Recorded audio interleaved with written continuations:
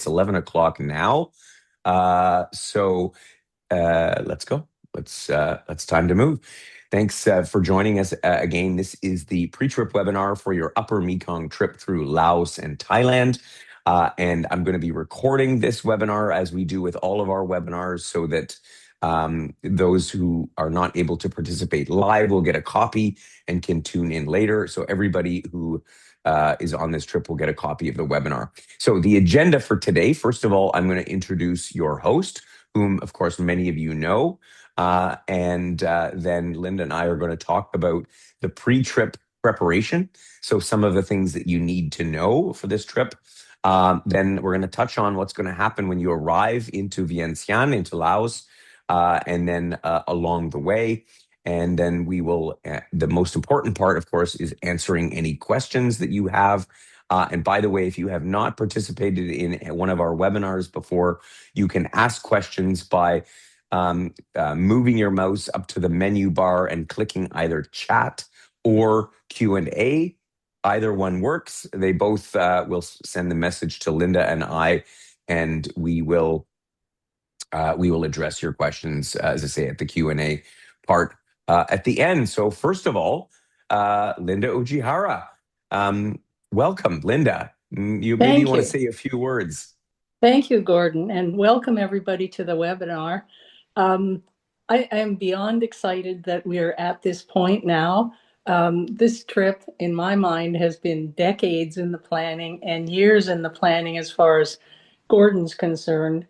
I had the very good fortune to do a Panda cruise almost 20 years ago now on the Mekong River, but on the lower Mekong. And that is the much more traveled part of the river. And I did it with Panda. And we disembarked, and I thought, I have to sail again with that cruise line because they were so wonderful. And but for various reasons, it didn't happen for almost 20 years. And then a couple of years ago, I was talking to Gordon, and Gordon said, I'm thinking about doing a trip to the Upper Mekong. And I literally jumped out of my seat and said, not on Panda, not on Panda. And he said, yes, we are. And so I insisted that I had to be front and Number center one. on this trip. And so I'm just as excited as everybody is about going to this wonderful part of the world and sailing with this wonderful cruise line again. I have been hosting trips for many years now, some of them for Wheel and Anchor, some of them on my own. I have traveled extensively. I retired about 25 years ago, and so I've had the good fortune to travel around the world, been to all seven continents, and I've traveled every which way. I've traveled backpacking through South America. I've done luxury cruises to the polar regions. So I think I'm pretty well versed in the ins and outs of travel, and look forward to hosting you and meeting you on this trip. Great. Yeah. Well, thanks for sharing that intro, Linda. And yes, you are certainly uh, someone who's traveled to all parts of the world, and this is one that I think is going to be a lot of fun to explore because it's one that really gets you off the beaten track. And that's what I like about Panda is some of these itineraries that just go to places that few others do, and that's really, from in my mind, what sort of the idea of travel and adventure is all about. So anyway, all of that is to come in a month's time. Let's first of all cover off a few of the critical bits of information that you need to know for your trip. And so Lynn and I, again, we're going to take you through a couple of the key points. All of the information actually, or pretty much all of what we're going to talk about is in the documents that were sent to you. So I urge you to, if you haven't already, go through those. And listen, nobody likes to read a lot of paperwork or fine print, as it were, but we tried to not make it fine. We try to make it big and bold. So because there is some key points and stuff in there that really are important to maximize your enjoyment of the trip. So some of those things we're going to cover today, but I point you back to those documents. Take a look through. So first of all, as far as getting there and the documents that you need for the trip. pretty much if you've got your passport in hand, you're pretty good to go. So if you haven't seen it lately, you might want to locate it and make sure it's in a safe place, because now would be a bad time to um, not find it. As long as your passport is valid for at least 6 months beyond the start date of the trip, and has two blank pages in it, that's a good starting point. I always recommend, and I always have a copy of the information page. That's the one with your photo on it on my phone, or at the very least, I have a printed copy just in case, because you want to leave your passport always in a safe place, and you don't generally want to take it with you, except obviously when you're going there and, having to pass through customs and immigration. But otherwise, I generally leave it behind on the ship or in the hotels. And, if you need to change money, if for some reason you need to provide identification, just have a copy of it on your phone. That's the best way to go.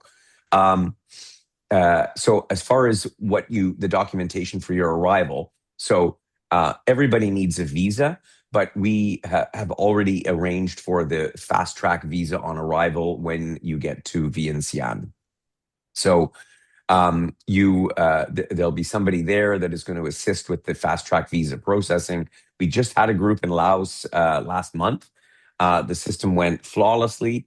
So you'll be there, you'll see, and Linda will be leading the group, and we'll identify our local representative. Well, everybody's arriving individually. So in this case, you're not arriving as a group, but you'll see your name on a board when you land and when you get off the plane before you get to the immigration desk. So they will escort you through, assist you in getting the visa. You do need to take with you, though, and this is the important part. So this is the highlight. Don't forget this. You need to take two passport photos that are recent. They say within the last 6 months. I mean, I don't think it's written in stone, but a recent passport size photo, two of them, for each person. You need to bring that with you so that can aid in the process. So as long as you remember that, you're pretty good to go. There is one other thing that you need to do, which is separate from the visa, which is, and this is becoming common for more and more countries around the world. You need to complete an electronic arrival declaration card. So think about, now in Canada, we have ArriveCan, which is kind of optional, but for many countries, you have to do an arrival card. So we've put the link to that in your documentation. So you need to fill that in within 72 hours of arrival. So in other words, you can't do it until 3 days before the trip starts. Then you go on, you just put your name, your address, your basic information, your passport number, and then you will get a little digital arrival card that you'll then show when you go to meet the person that's going to assist you in completing the visa. So it sounds like a lot. It's actually quite easy as long as you fill in that digital arrival card, which they may well ask for when you check in at the airport in Canada or the US, depending where you're originating from. So airlines typically will double check that you have the correct documentation before you board the plane. So make a note of it, put it in your calendar 72 hours before, fill in that online declaration card, and then you're good to go. For Thailand, which you are obviously visiting on the latter part of the trip, there's no visa requirement at all. But you will also need to complete a Thailand digital arrival card, same process, but for Thailand. And Linda will remind you on the day that you're able to submit this. So you can do it from on board the boat. It's very easy. It comes instantaneously. And as I say, all of the links and the instructions are in the information that was sent to you. So it should be pretty clear on how to do all that stuff. Yeah, good. Any further points on that, Linda? Otherwise, we're going to move on. No, I think that's good. Excellent. Then let's talk about, Linda's going to talk a little bit about what do you pack for a trip like this? So, Linda, I defer to you. Okay, great. I've already been asked lots of questions about this. It's a topic that's near and dear to everybody's heart. So I guess I would start by saying that this trip is very casual. So if you're imagining because you're going on a cruise that maybe you need to dress for dinner or you need to take something fancy with you, um, you you you can forget about that. That's not required. The trip throughout will be very casual. So I think the main criteria are comfort and just wearability of your clothing. So we would expect at this time of year that the weather is going to be quite hot and quite humid. Typically, this is supposed to be the dry season in this part of the world, but as Gordon and I were talking about before this meeting, there is no normal anymore. And so I don't really know what to expect. I'm hoping that because we've chosen this time of year that the rainfall will be low, but I still think that doesn't mean that you shouldn't bring a jacket, an umbrella, perhaps something that's easily portable. But so casual, cool, breathable clothes like cottons, linens, or athletic wear that's meant to be breathable. And as I say, nothing fancy required. One piece of advice I could give you as far as your footwear, you want to have very comfortable walking shoes and probably two pairs in case one of them gets wet or you get blisters from one or the other. The other thing with your footwear is I'm thinking about the Panda cruise on the Mekong. Again, if you've been on a river cruise in Europe, you get off at a nice jetty or a pier or something. This is not going to be the case in the majority of places that we anchor on the river. My experience on the previous Mekong trip was that easily, the boat could come to a shore and tie up to a tree, and you'd walk off the boat and onto a mucky beach. And the Panda crew is fantastic. They'll help you off. They'll assist with anything that's required. I still remember in some cases where it was particularly mucky, they'd lay some towels down for us. But you do have to expect that it's going to be uneven ground. You might not be as stable as you might like to be, and your shoes are going to get muddy, possibly. So the good news is that the crew is excellent. They will take your shoes when you come back on board. They'll clean them for you, but just have that in mind when you're picking what shoes you're going to bring. Like I have a pair of white walking shoes that have got kind of a porous upper on them. And I'm thinking that would be bad shoes to bring because I don't want to see those shoes covered in mud. So bring something that's easily cleanable, and then the crew will clean them up, bring them back to your cabin for you.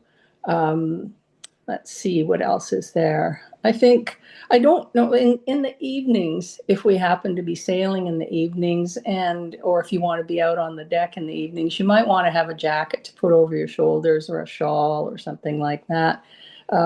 It should not be very cool, but you never know if it's windy. It's always good to have that extra little layer. Um, Otherwise, I would suggest, as usual when you travel to any tropical destination, to have hats, sunscreens, bug protection. Again, it's the dry season, so I wouldn't expect mosquitoes to be a huge issue, but not a bad idea to have the repellent with you in case you are concerned.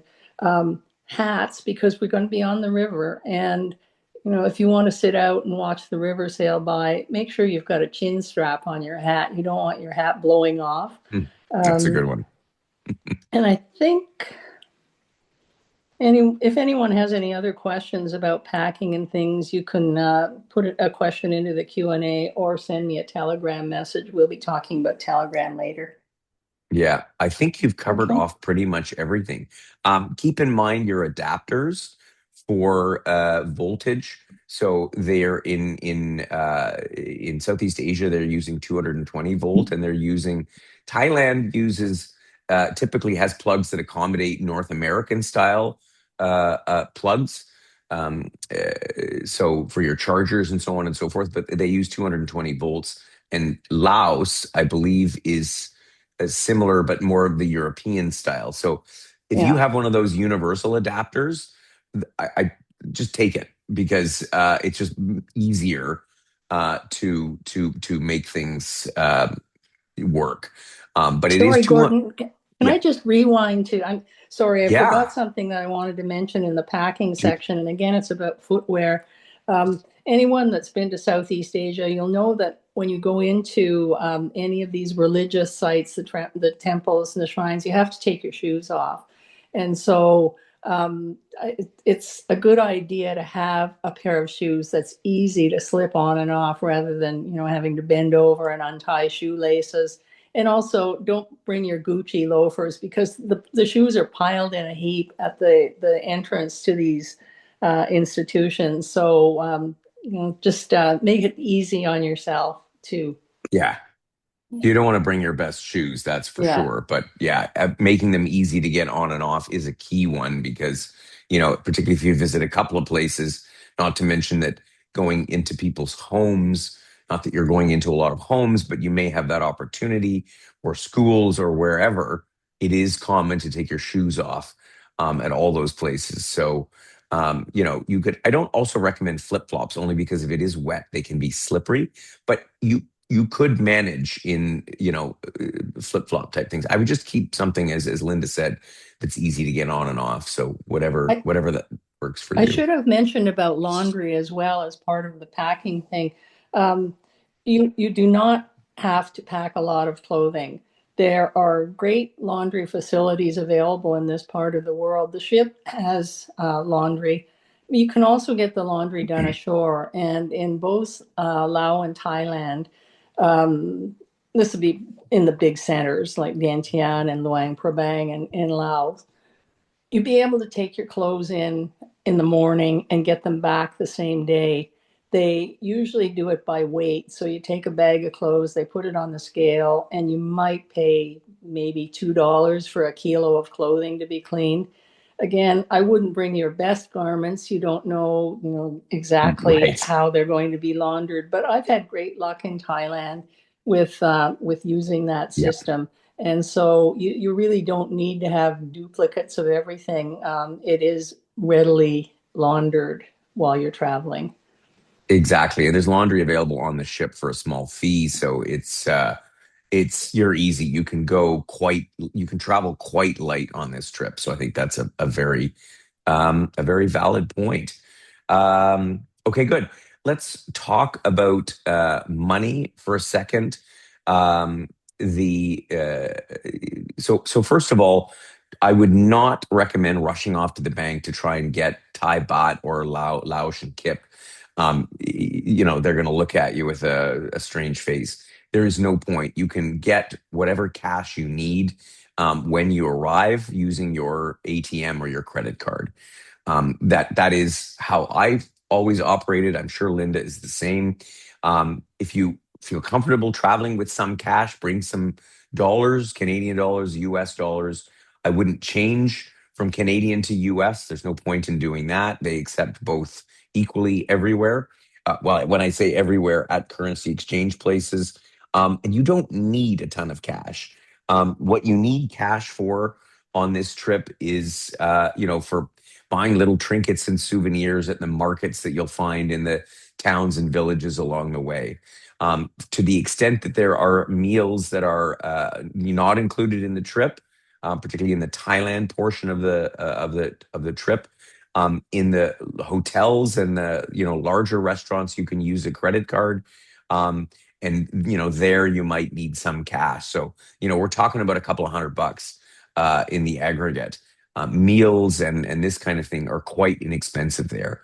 If you are a shopper, if you're somebody that does like to, buy things, particularly nicer things, artisan pieces, then you may want to consider taking a bit more. When you're in Laos, when you arrive at the airport and near the hotel in Vientiane, there are ATMs quite readily available, and those will get pointed out to you by Linda and or our local guide, so you can easily get some cash. Once we get on the boat, in the smaller villages and towns, it will be more difficult to get cash. So it's important to get it at the get go. Larger towns like Luang Prabang that you're going to be visiting definitely has a plethora of ATM facilities available. And you you do need local cash. So you cannot just rely on US dollars in these small towns. It's not like the old days anymore where they are like, oh, everybody wants US dollars. Not so much the case anymore. So you do need some local cash, but not a ton. Now, we recommend in general for travel the Wise Card. I know that Linda uses it, I uses it, my whole team uses it, and frankly, more and more of our members use it because this is a prepaid debit slash credit card that you can charge up from your bank account directly in Canada. You can keep a balance in Canadian dollars and US dollars. Or you can convert it into other currencies. I think it supports about 40 different currencies. It's a very, very handy tool. And you can use it for the first couple of $100 of withdrawals is free of service charges from the card itself. Of course, if the ATM machine charges a service fee, well, you can't get away from that in any event. But it's a very, very handy way to travel. And a lot of people stick their sort of travel money on this card, and then they have it sort of set aside. And then, on your next trip, if you're going to Europe, then you can easily switch it over to euros, and it's all very handy. So this is what we strongly suggest. So just a word about gratuities. You have prepaid for the vast majority of gratuities for services provided by Wheel and Anchor on this trip. So all of the crew, your drivers, your guides, all those tips are prepaid. So Linda will take care of them. There's nothing that you need to do. You don't need to tip anyone. The only place that you would need to tip is for services that are outside the scope of what we provide. So when you get picked up at the airport in Vientiane and brought to your hotel, that transfer driver, if they're particularly nice and they help you, and then by all means you can give them a small tip. There you can give them a tip in dollars. Nobody will say anything to the contrary. If you are dining out somewhere for lunch or dinner at a spot where the meal is not included, you can leave a small tip, but we're talking about a rounding amount, no more than 10% of the bill. So it's not like tipping in North America. You don't need to be adding 15 and 20% on the bill. It's not how it works there. Tipping is very modest, more in keeping with how they do it in Europe. And most importantly, tips are not even expected. They're appreciated like anywhere, but they're not expected. So that's all there is to know about that. So, Linda, back to you to explain a little bit about mobile communications and what our recommendations are. Okay. I think everybody has different phone arrangements now. Some require a physical SIM card, some use eSIMs. And so both of them will be accommodated where you're traveling to. It's not a bad idea to have a local SIM card, largely for, you're probably not going to be phoning too many people, but largely for the data. So if you're Yeah. out wandering about by yourself and you want to navigate around, just to have access to the maps is a handy thing. Or if you want to, find your way to a restaurant or something. So a lot of people find it quite convenient to have a local SIM card. Um, we recommend that you do that locally, as opposed to if you purchase it through your carrier. At least my carrier is very expensive. They charge you a roaming charge by the day, and I think it's probably in the range of 20 some odd dollars a day. You don't need to do that. SIM cards are readily available in the destinations, and you can either do physical or an eSIM card. The only cautions that I would have are, if you're doing an eSIM, that probably for the countries we're going to, somebody will sell you a SIM card that's purported to be for Southeast Asia. And you'd want to be very careful to check and make sure that the countries we're traveling to are covered. We just got back from a trip to Africa, and people had purchased a SIM card for Southern Africa and then found out that bad surprises, that it didn't apply to some of the countries that we went to. So probably to be safe, you'd wait until you arrived in Vientiane and purchase a SIM card at that time. And then you'll know it works in the country and probably will work in Thailand as well. And they can be very inexpensive, these cards, just a few dollars, and certainly much less expensive than buying from your carrier here. Yeah. Yeah. Oh, Precisely. and the other thing that ties into that is there is Wi-Fi available on the ship. Gordon, I believe the Wi-Fi is not in the cabins, though. It's only in the public areas. And Correct. It so, doesn't. Yeah. Yeah. yeah, That's right. so, if it's important to you to be in touch all the time and you want to be able to access um, information while you're in your cabin, then having a cell card is a good idea. With the caveat that when we're on the river, we are going to be in some pretty wild areas of Laos where it's not necessarily going to be in touch all the time. And so you're going to find that there's gaps in the coverage like there are in many rural areas. And I think in my case, I think it's just a good opportunity to chill and relax and enjoy the beautiful scenery as we're sailing along and not worry so much about being online all the time. But that is one reason where you might want to have the data on your card. Exactly. And to that point, while there is Wi-Fi available on the ship in the public areas, as Linda mentioned, the Wi-Fi is accessible.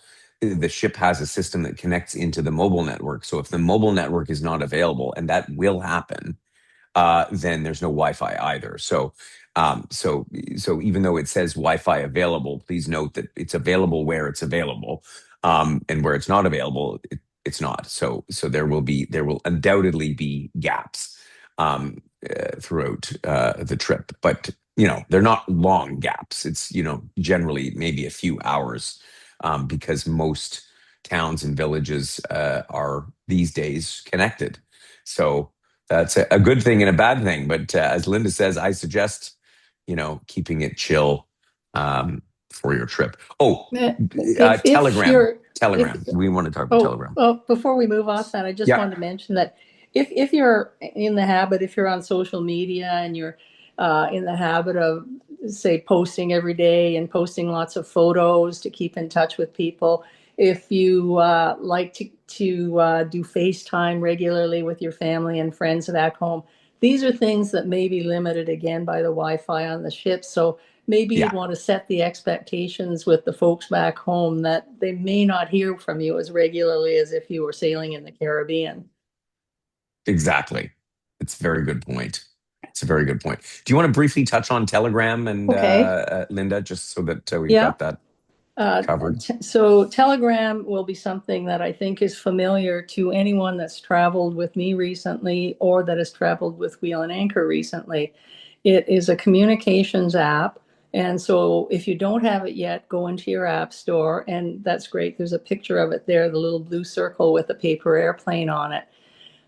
Download that app and create an account for yourself. So it's very simple. They'll walk you through the steps, and you'll need your cell phone number and you'll need to give yourself an online name. And the way we use Telegram is two ways.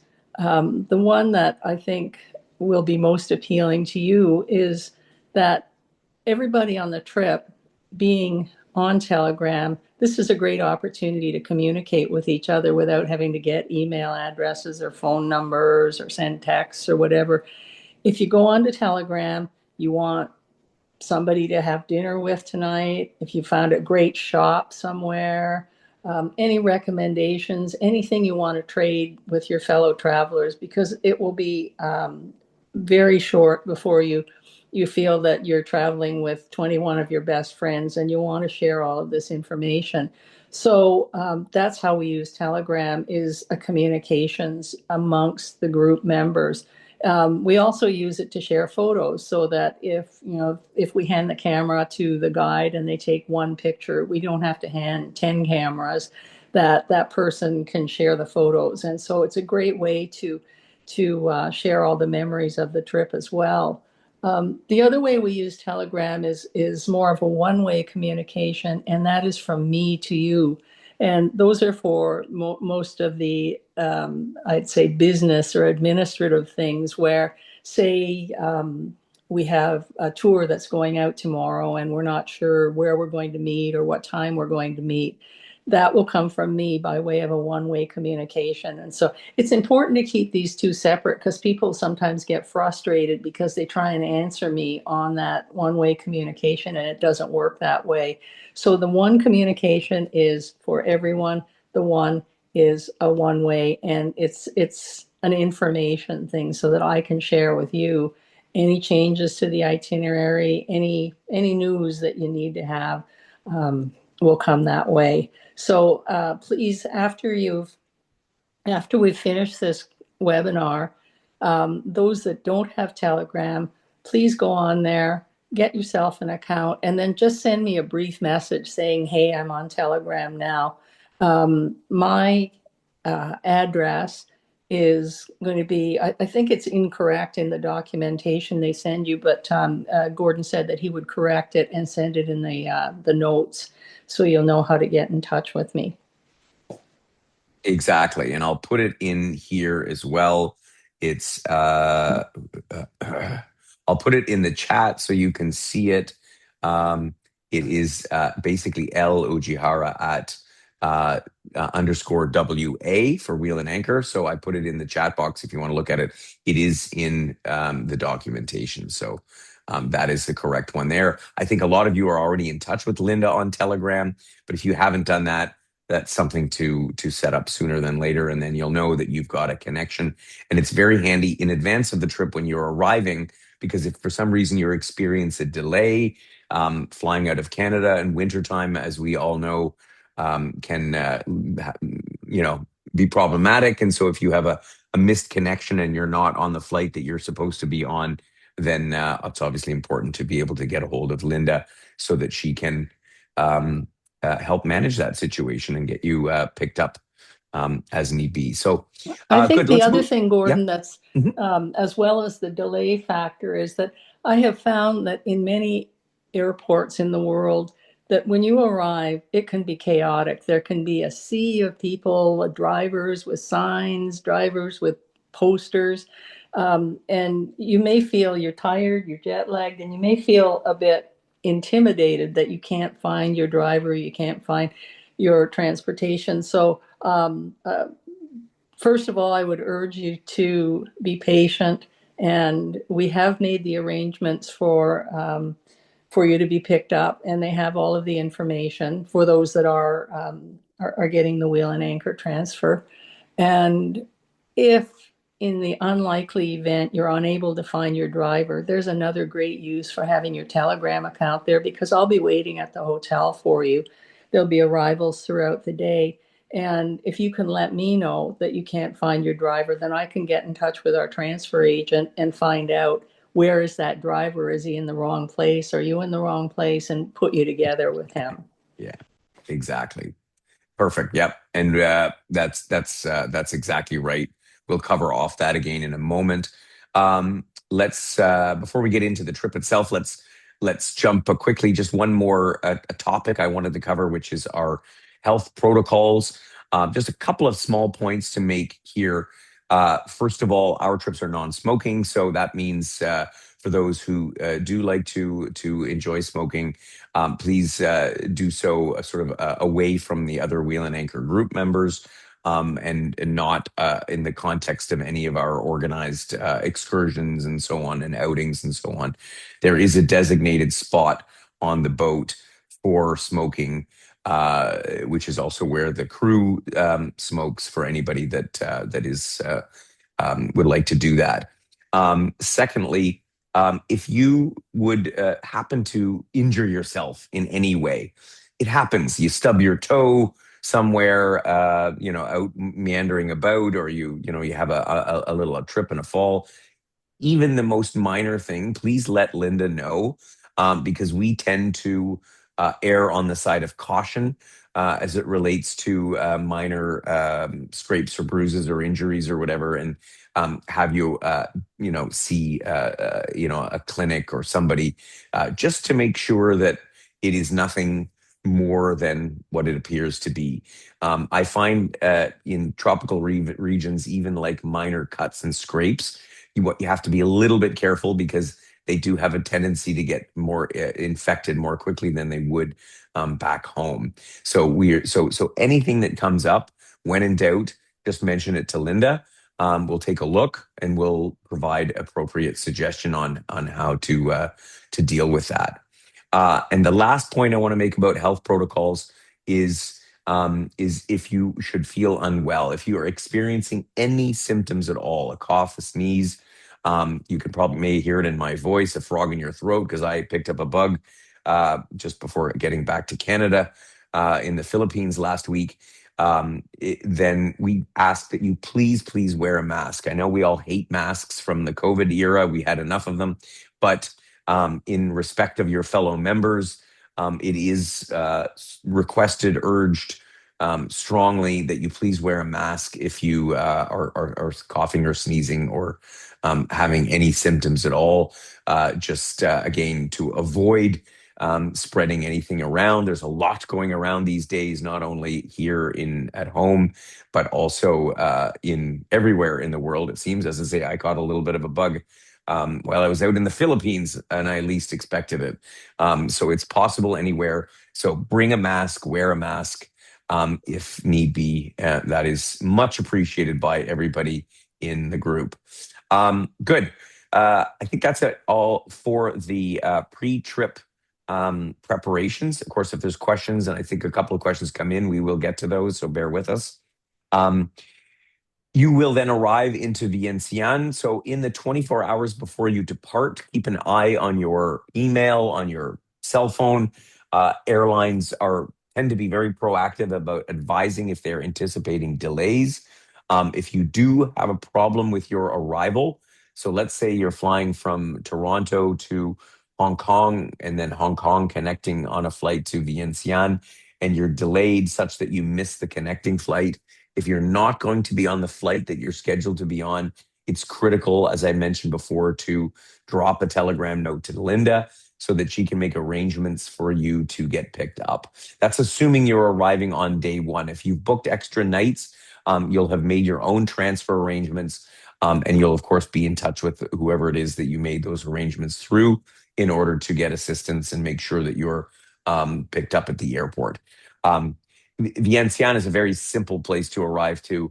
As I always say, in the worst to worst case, as long as you know the name of your hotel, which we've obviously provided to you, you can pick up a taxi at the airport, and it's a fairly modest cost.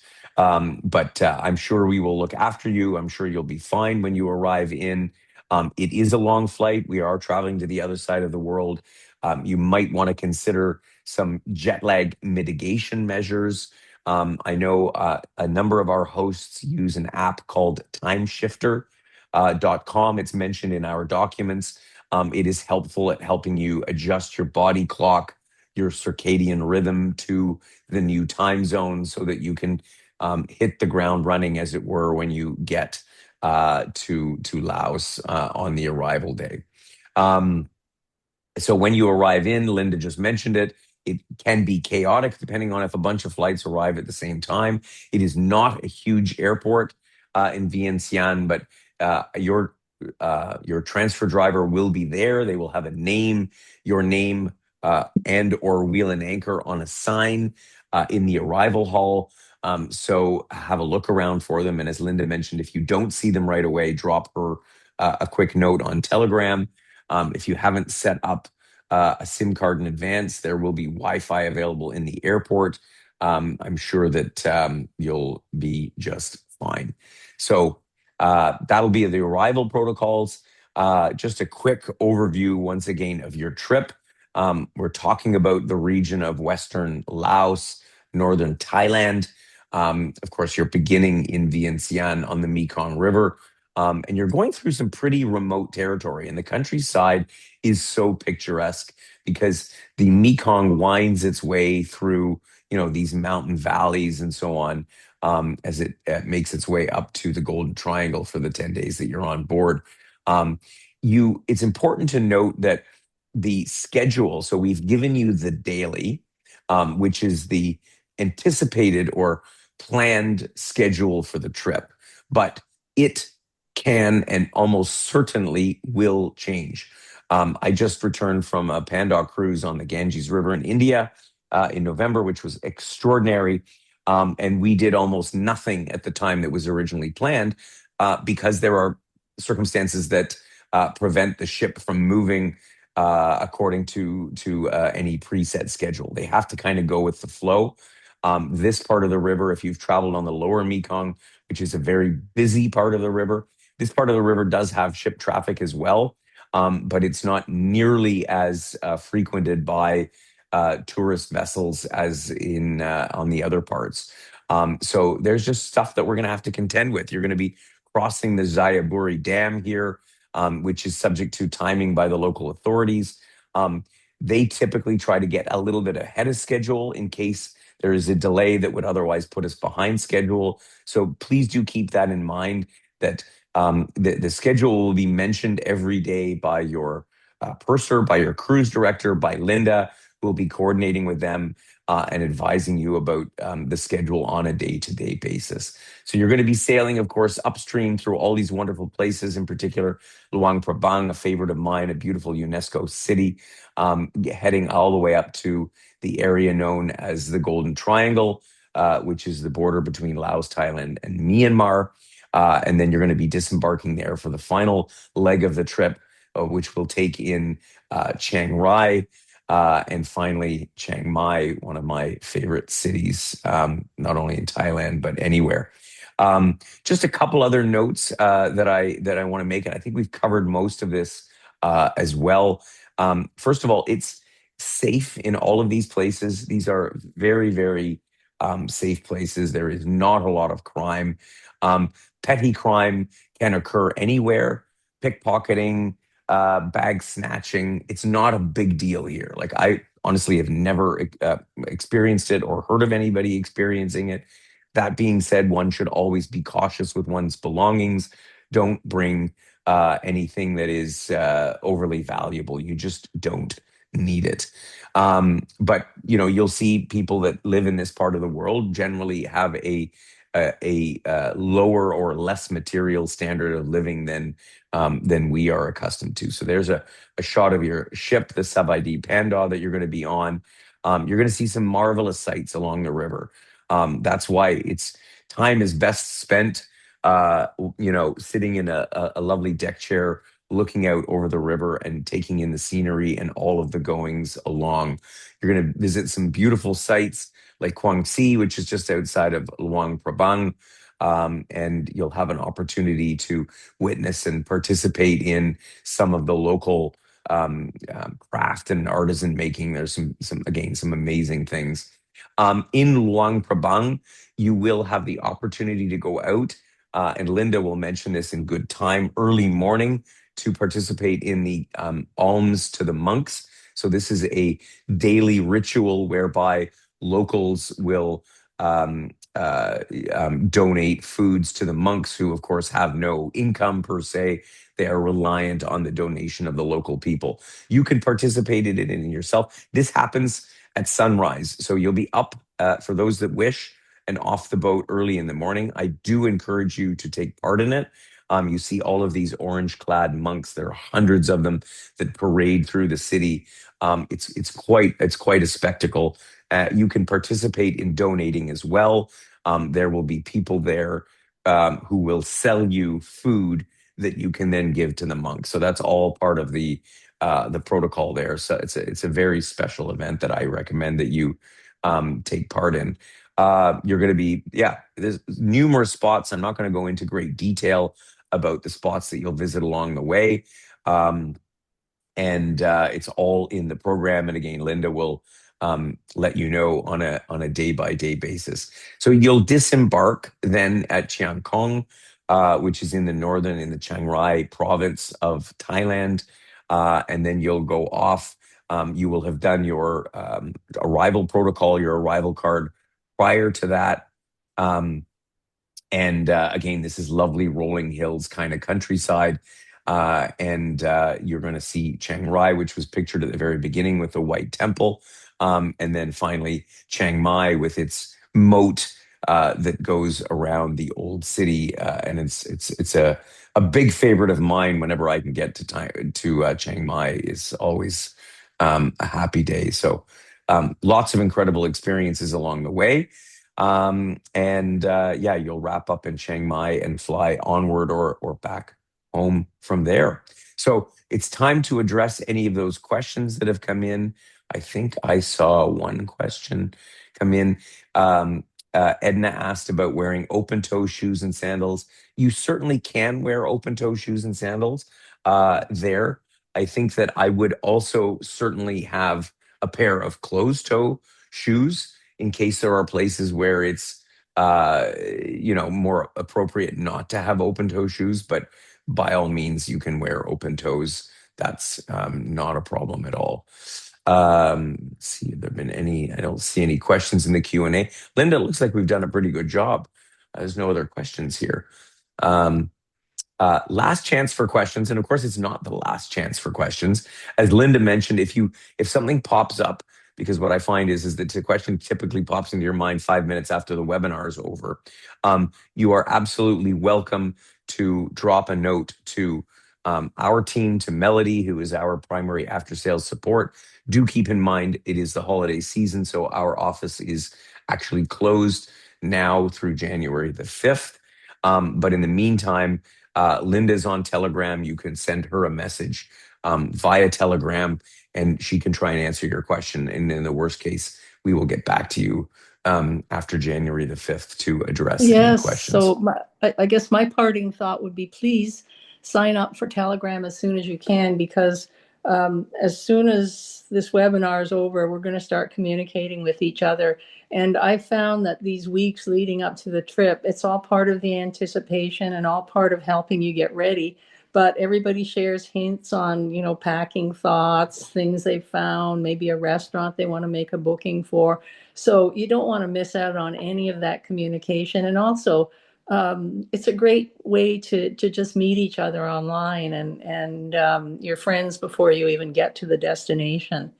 Um, the only other thing I wanted to mention was that I always find that wherever I travel in the world, it's very handy to have a few words in the local language, even if it's just a hello or a thank you.